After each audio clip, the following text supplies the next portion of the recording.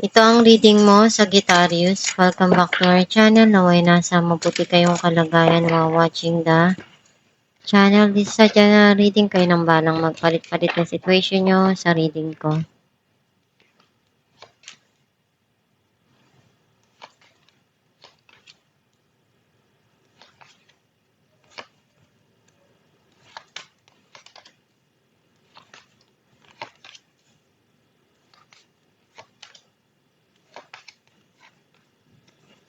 At the bottom of the deck, 10 of Wands. I feel like ang nasisense ko na energy mo, nakita ko na andun yung ginagawa mo, yung lahat para dun sa responsibilidad mo. Kahit ano yung mangyari, pinupunuan mo palagi. Ayaw na ayaw mo yung nagkukulang ka. Kailangan maibigay mo lahat kung ano yung kaya mo. Ang mensahe ng card mo,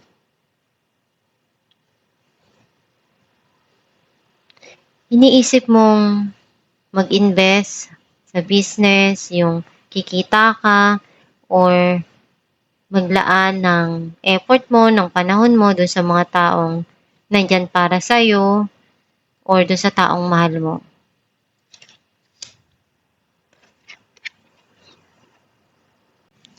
Magkakaroon dito ng pag-uusap sa trabaho, and merong aayusin. Some of you, iniisip mo kung ano yung magandang paraan para maging maayos yung kinabukasan mo at ng mga mahal mo sa buhay.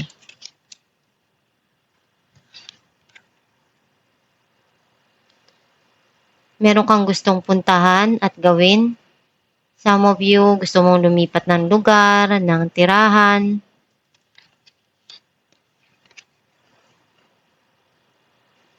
Meron ditong pagsisinungaling or third party.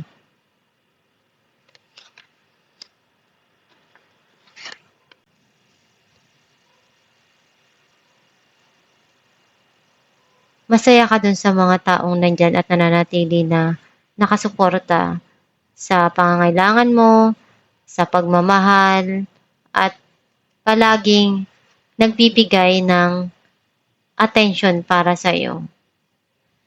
Or masaya ka dahil nandyan yung mga mahal mo sa buhay.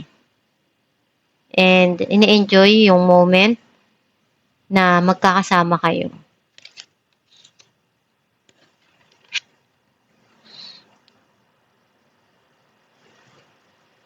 Sobra yung pagsusumikap mo para sa trabaho mo at sa financial mo na mapalago yun. Gusto mo pagdating ng araw, magtagumpay ka at makuha mo kung ano yung mga pinaghirapan mo. Kung kaya mong gawin lahat ng paraan, gagawin mo.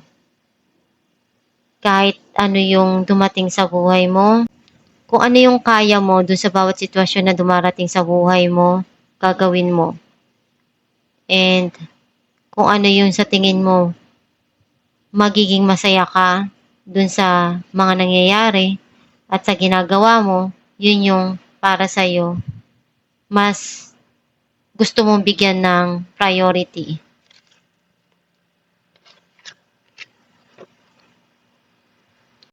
Meron ditong darating na crossroad para sa'yo, or may mga nangyayari ngayon sa buhay mo na hindi mo malaman kung ano yung dapat mong gawin doon. Wala ka pang idea kung ano yung kailangan doon sa sitwasyon na yun. Clarify natin ang Queen of Pentacles.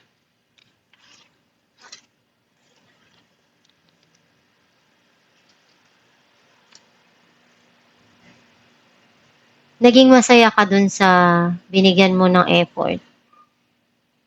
Akala mo, nung una, naguguluhan ka. Hindi mo alam kung tama ba na mag-invest ka pa dun o hindi. Pero unti-unti kang naging masaya dun. Nakuha mo kung ano yung gusto mo. Clarify natin ang Six of Swords. Temperance and King of Swords. Kailangan mong habaan yung pasensya mo and kung ano yung mga desisyon na gagawin mo, kung sa tingin mo tama para sa'yo yun, yun yung gawin mo. Clarify natin ng Ten of Cups, Eight of Swords, and Four of Cups.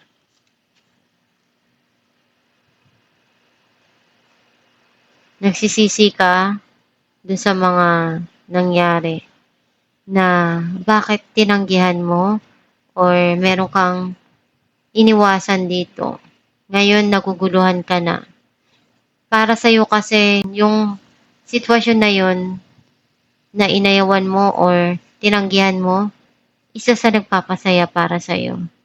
Ngayon, nagsisisi ka. Clarify natin ng The Magician, Judgment, and Ten of Wands. Meron ka ditong gagawin na desisyon para sa'yo na sa tingin mo, kailangan. Meron ka dong tungkulin na dapat ibigay. Part ka dun ng situation na yon at kailangan mong ibigay kung ano yung desisyon dun sa mga nangyayari na yun. Clarify natin ang Three of Pentacles,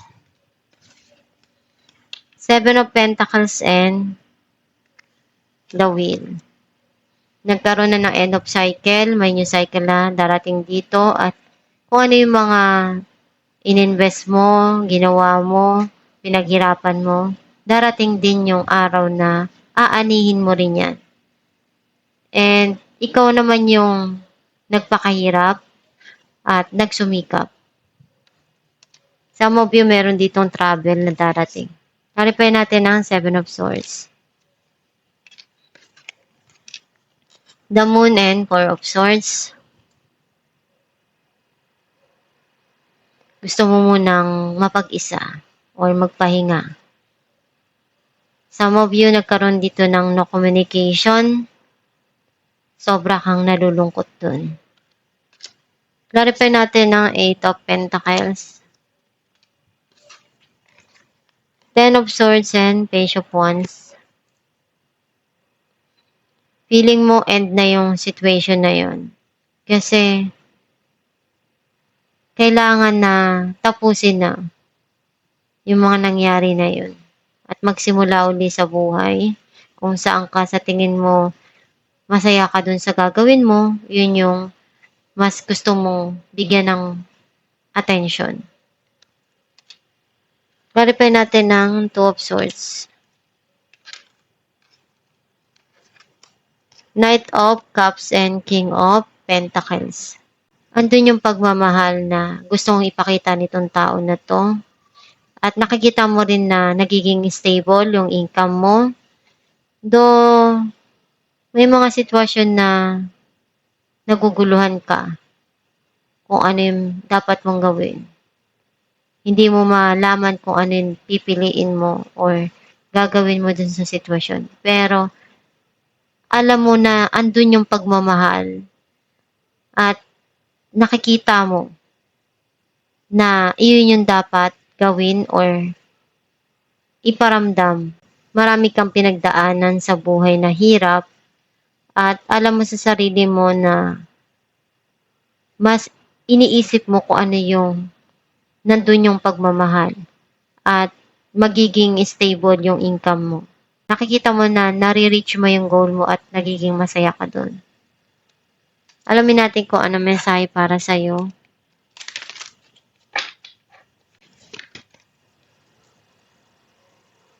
My ability to receive is measured by how much I practice good feelings thoughts. Ang mensahe para sa'yo na kung ano yung binibigay ng Diyos Ama para sa'yo, maliit man yan o malaki, blessing pa rin yun. And isipin mo na hindi nasusukat sa gaano kalaki o kaliit yung dumarating sa buhay mo. Basta nagsumikap ka at ginawa mo lahat ng makakaya mo doon. And ang pinakamalaga, masaya ka sa kung ano yung meron ka at dumarating sa buhay mo. Yun yung pinaka-importante sa lahat. And magdasal ka lang palagi para maggabayan ka ng Diyos at tingin mo sa Diyos kung ano yung mga pangarap mo sa buhay at ninanais ng puso mo. Nandyan lang palagi ang Diyos Ama para tulungan ka. At itong yung reading, Sagittarius, kung nakaresonate ka, kindly comment down below. Thank you for watching.